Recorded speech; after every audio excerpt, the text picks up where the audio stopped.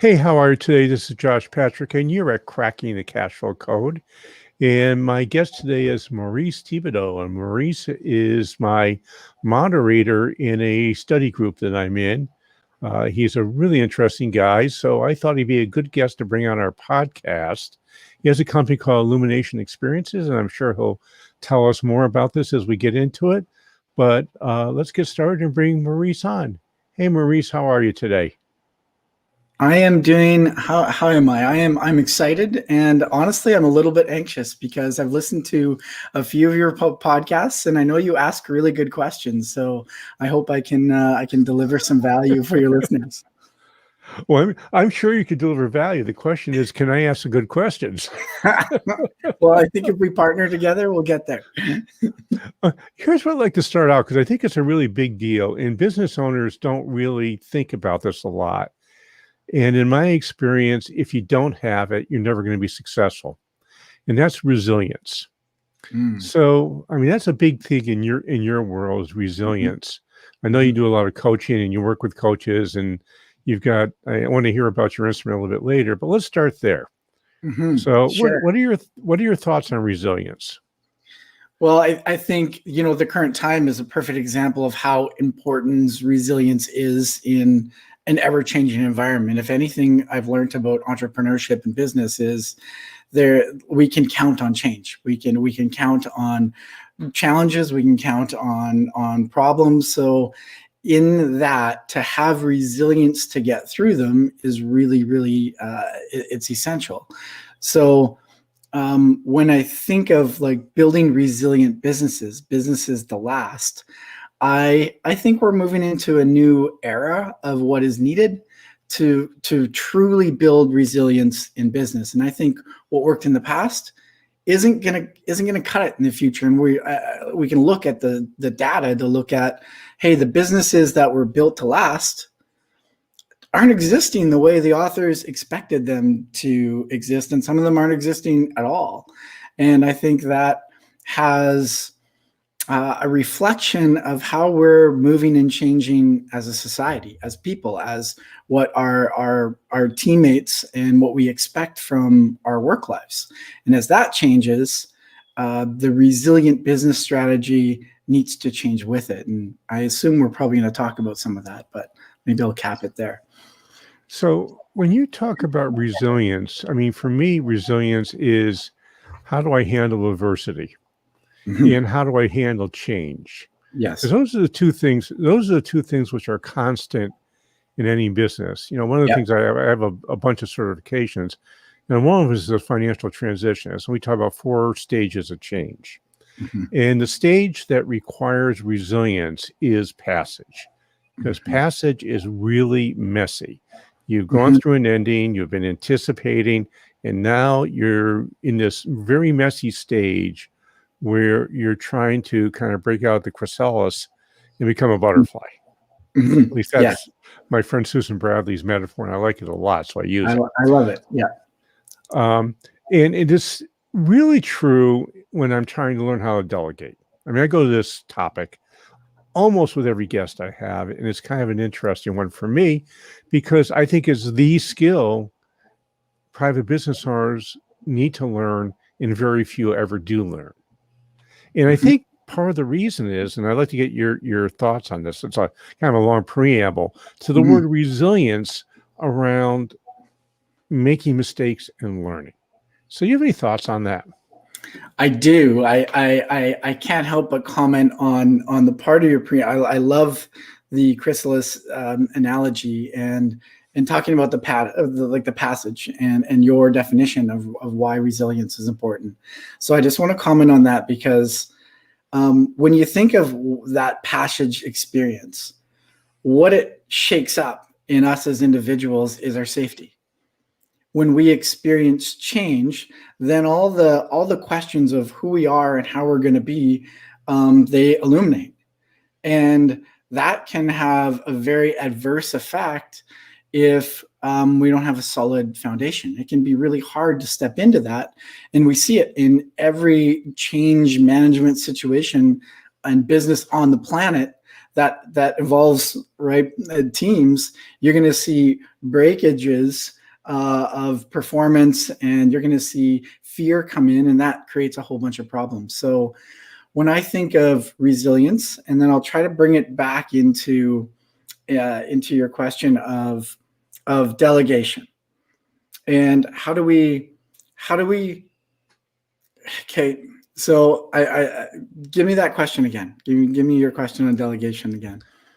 So in my experience, delegation is a very, very difficult skill to learn. Yeah. And it's one that most business owners give up on. Mm-hmm. And I think it's a sign of why they give up is they don't have enough resilience to get through the learning that happens. They don't like making mistakes themselves. They don't like feeling dumb.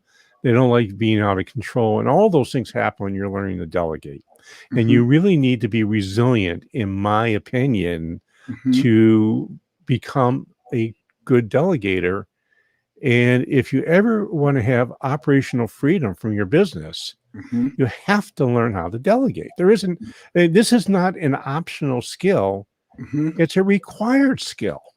So you're an expert on resilience. So what kind of things can a business owner do to make it through that very tough transition to becoming a good delegator and enjoying, operational freedom from the business? One of the first phrases that comes to mind for me is to release a set of expectations, and to lean into the experience. So I think a lot of the times when we're delegating, we have a set of expectations on either how it's going to go, how it's to be done.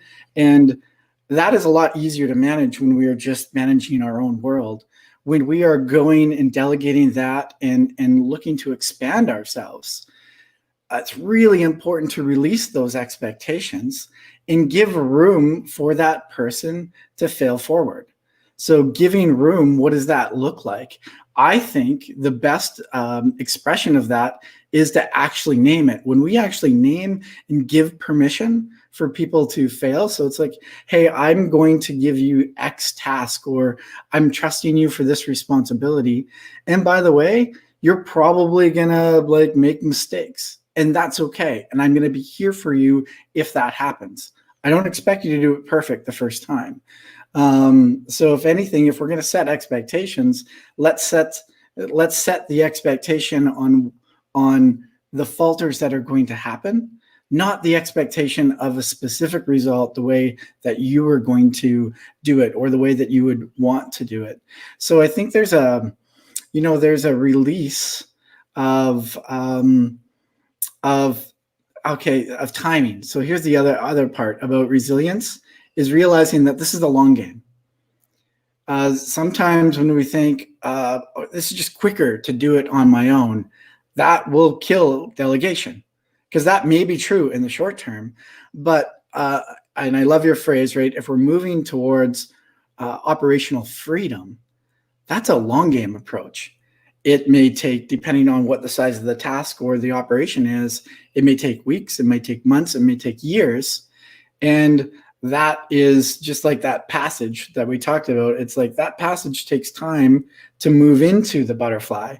And so we got to give our people, our teams, and ourselves that break to learn, to grow within the container that's created, to support during it, to support with compassion, not expectation, and then move through that to eventually operational freedom, where those people can feel safe to fail, where those people can feel safe to try, and then from that try and learn, grow, just as the entrepreneur, the business owner likely did when they were on their own or when they were in the driver's seat. Something, you use a word which I always get a lot of pushback on, and I like it. And the word is fail and failure. Actually, the two words. But good. Yeah. Most people are afraid to say that word. So why aren't you afraid to say it? Because people don't like the fail. And one of my favorite terms is fail fast, fail cheap. And people always push back to me on that when I say it. But frankly, Mistakes are failures. It didn't work. No big deal. But if we learn to embrace failure, at least in my opinion, the world's a lot easier to live in. I 100% agree, and I think you get pushback, and people have an emotional reaction to failure, and that is natural because it's directly related to how most of us will evaluate our self-worth, our significance, our adequacy. And that's really, really unfortunate, and it's part of the growth that I think needs to happen within the corporate work cultures of helping people and creating safe space is what I said. The reason why I'm not afraid to use the word failure, and I actually move towards it, failure is the one thing that as you move towards it, it gets smaller. As you move towards it, it gets smaller. And the reality of that is hold on, wait a minute. We got to stop there because this is a really big deal. Yes. As you move towards failure, it gets smaller. So talk about that, please, because that's a huge big deal. So I think of failure is so closely associated with fear. In fear, I look at fear from an emotional basis as not good or bad. Often fear, common acronym is false evidence appearing real. And as you move towards failure, it's you are scared of it because there's a bunch of fears in there. But as you move towards it, it gives you the benefit to discover what's actually true about the thing that you're worried about in that failure. And most of the times it has some personal relation to how you are in relation to the outside world. And as we move towards it, we can say, okay, what if that actually happened? What if I've gone through this? What if my business fails? Does that mean that I'm not good enough? I've shed tears on that idea. And when I felt that through and came out on the other side, it felt like, this big thing that I failed my family and I failed this and I failed my people. And then actually it's like, no, actually that could happen. Maybe I'll fail in business. That doesn't mean that I'm not good enough. That might actually be a reality that I wasn't fitted for the business. Maybe I didn't have enough capital. Maybe I didn't get the right people. Whatever the reality of those reasons are, at the end of the day, I'm still okay. So it's really important when we talk about failure, it's all about perspective. And I think it's so close to our fears. And walking towards our fears, they also get smaller because we can find the truth behind them. And most people, I think most employers, aren't necessarily versed in how to support their teams, their people, in understanding that. And I think it's a fundamental shame. And I think it's a fundamental shift that needs to be developed within our corporations so that related to delegation, related to scale, related to operational freedom, so that all those things can become part of our reality. We need to deal with the underbelly of the humanness of the fears towards failure. So there's a very simple question that I like to ask people when there's a failure or as I call it, a mistake or a learning experience, which is what Buckminster Fuller would call a mistake or a failure. And the question also is a Buckminster Fuller question is, what did you learn? Yes. So when I have a failure, a failure is a bad thing if I don't learn something in my world. A failure is a great thing if I had some learning to go along with it, because it means next time I go around it, I won't do it again. I'll do something different. Might be another failure, might be a success. Usually it's someplace in between. And my experience is the difference between the person that runs towards failure or fear and captures the learnings, harvests the learnings, whatever phrase you want to use, that person has built a level of inner confidence to know that they can run towards it and find those learnings, and it's not a reflection of themselves as a failure. And I think you want a whole team of people like that. Yeah, if you can get them. I mean, again, our audience primarily is blue collar business owners. Right. And the truth is, their frontline employees are not going to run towards failure. Right. They're just not. Yep. In fact, they're going to try to bury failure and make you find it. Yeah. And it takes years to get your company to a culture where they stop burying the failure anyhow, and it's more out in the open, and we can have a discussion about it. One of the things I used to tell my guys in the vending company was, hey, folks, bad news doesn't get better with age. Yeah. And they learned that if I got the bad news fast, I wouldn't blow my top. But if I had to go find it, they were not going to be very happy with being on the receiving end of that. Yes. Which is not, by the way, a great way to manage. I would have to say that. That was my methodology for my first 6 years in business. Yeah. It was not a successful methodology. The change I made was not blowing my top, but still letting them know it was an unacceptable experience when I had to find it, and they didn't make me aware.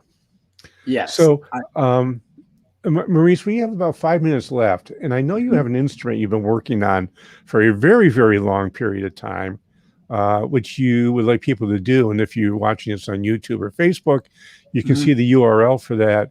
So let's talk about your instrument a little bit and what that does for folks.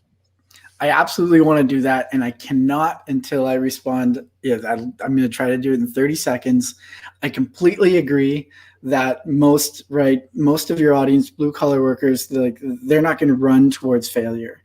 And I also feel that is not a reason to work on the things within the business or within yourself. And I think the primary opportunity as a business owner is to ask yourself, how do you deal with failure? And if you work on that first, just from internal practices, that to me is leading by example, the best source of gaining that internal strength. And over time, I think there's possibilities to change. And I'm an internal idealist, and I want people to be fully fulfilled at work. And I believe that is absolutely possible within the scope of the businesses that your audience is running. So I needed to say that. About my tool. So I've created, and this would be a great place to start, honestly. If I had a dream, it would be every business owner that was listening to this, if they took the life inventory assessment and then booked a call with me, we would look at the entire map of their life, and we would find the blind spots of where they're feeling fulfillment and dissatisfaction in the entire scope of all the things that they manage in their work, but in their lives, their families, their social life, their leisure lives. I've been a student of personal development for many, many, many years. I grew up in the corporate world, and I never let go of my drive to learn, to grow. And through all the programs I took, the leadership development programs, the personal development programs, the tools, I started to break down what are the components, what are the most essential components that I want to look at every year to help me gain focus, to help me identify my gaps. Like, where can I gain more fulfillment, and then apply that to my life. It's part of my goal setting process. My wife and I do it at least once a year.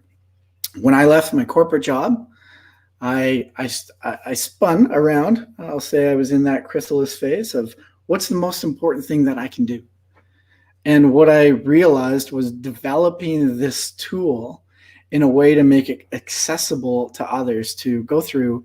And in 20 minutes, you answer a bunch of questions about your life, and boom, there's a picture of how you're living, what's happening, and where your gaps are of satisfaction. And when you're open enough, when you run towards the picture of your life that you're living today and open it up like a book, you have an opportunity to, you've taken awareness now, and now you have an opportunity to take action. And to me, that is purpose work. If people can look at their lives and be really honest about it, run towards it, and then say, okay, where is my biggest opportunity to gain fulfillment? And not only that, but to have some direction on how. And this tool does both of that. And when it's assisted by a coach, my big vision is this: is coaches, HR managers, program creators, they take this tool and use it to serve their work better. So that's what the tool is. That's why I created it. It's the program creators and the people that I've had the benefit of working with on it. It's been described as life-changing. So many times people are walking around and they live their entire lives without being seen, or without running towards the mirror to say, I'm ready to take a look. And I think that's a great tragedy.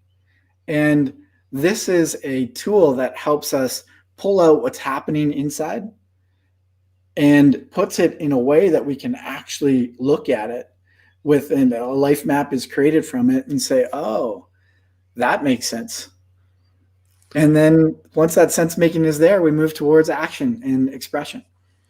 So Maurice, I'm going to ask you an embarrassing question, because the people listening who actually use these instruments are going to ask me that question, which is, has your instrument been scientifically validated?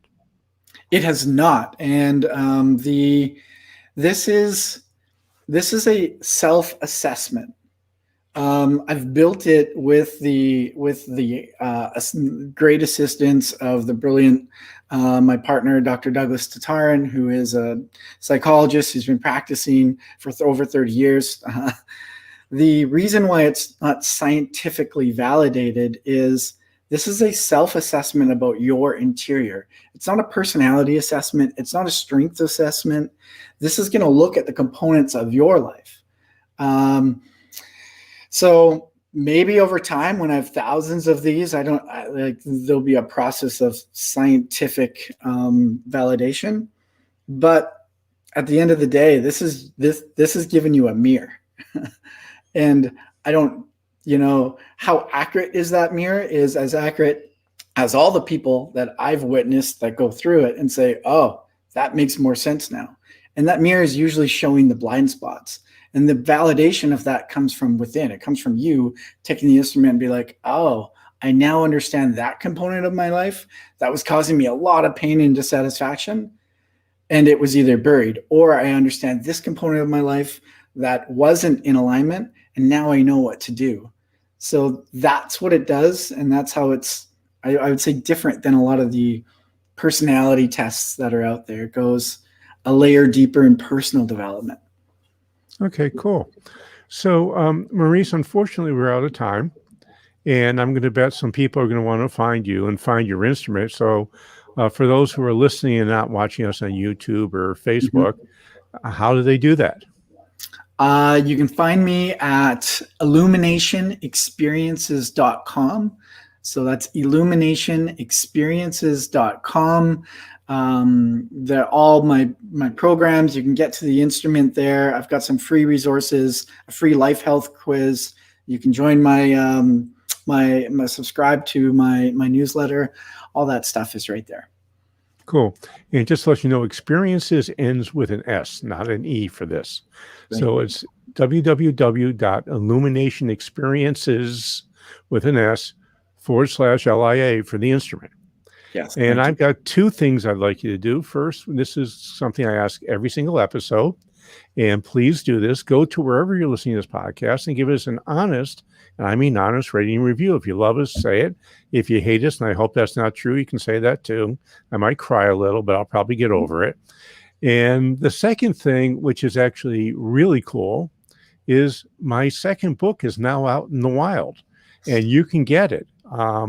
It was a ton of fun to write. Writers spend a lot of time talking about or whining about how hard it is to write. This book almost wrote itself. Now, the editing didn't edit itself, but the writing wrote itself. So it was a whole lot of fun to write. It's a great story. There's a lot of good lessons in it. It's a business parable, which means it's a novel with a message, and you can get it for free plus shipping, which is $7.95. And along with the $7.95, you get access to 9 or 10 bonuses that are a special place for you that you can sign up for. And to get the book is really easy. You go to www.salereadycompany.com. That's www.saleready.com, and you can get the book, The Sale Ready Company: What It Takes to Create a Business Someone Would Want to Own, even if you have no intention of selling. And this is Josh Patrick. We're with Maurice Thibodeau. You're at Cracking the Cash Flow Code. Thanks a lot for stopping by. I hope to see you back here really soon.